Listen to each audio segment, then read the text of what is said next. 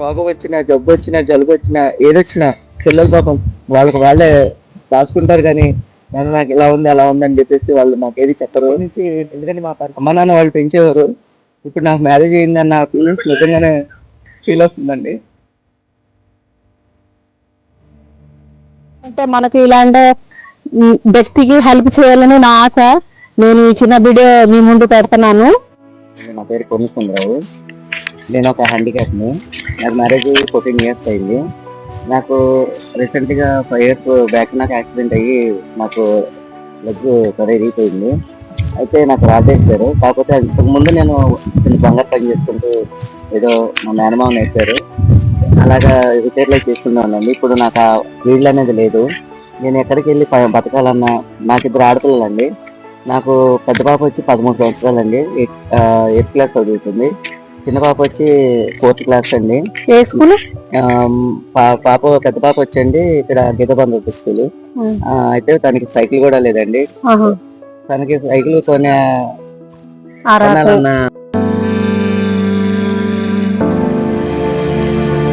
బాధపడుతున్నారు మీరు, చెప్పండి. నిజంగానండి, చిన్నప్పటి నుంచి అమ్మ నాన్న వాళ్ళు పెంచేవారు. ఇప్పుడు నాకు మ్యారేజ్ అయిందన్న ఫీలింగ్స్ నిజంగానే ఫీల్ అవుతుందండి.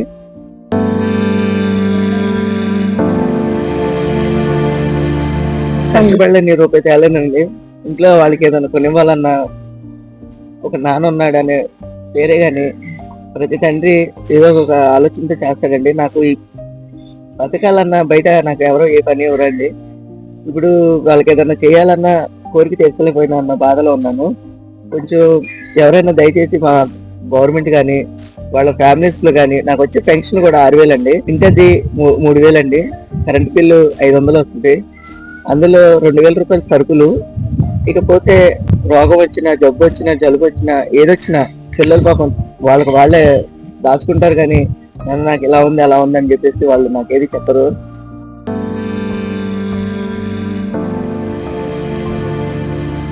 ఎందుకంటే మా పరిస్థితి ఇలా ఉంది కాబట్టి మా పిల్లలు చూస్తున్నారండి.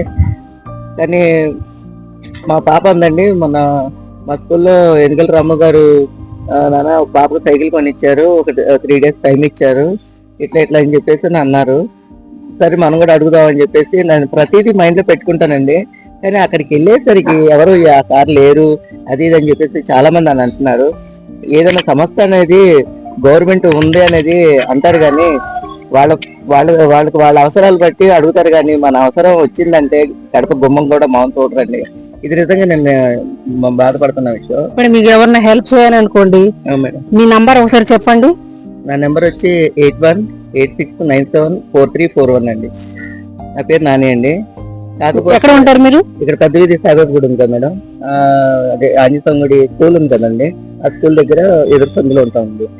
ఓకే ఫ్రెండ్స్, చూస్తున్నారు కదా, ఇలా వికలాంగులకి మనం హెల్ప్ చేయాలని నా కోరిక. మీరు ఎవరైనా ఆయనకి ఏమైనా హెల్ప్ చేయాలంటే నేను ఆయన నంబర్ లింక్ పెడతాను. దాని ద్వారా మీరు ఎవరైనా హెల్ప్ చేయాలనుకోండి, ఆ నంబర్కి కాంటాక్ట్ అవ్వండి. ఎందుకంటే మనకి ఇలాంటి వ్యక్తికి హెల్ప్ చేయాలని నా ఆశ. నేను ఈ చిన్న వీడియో మీ ముందు పెడుతున్నాను. ఓకే అండి.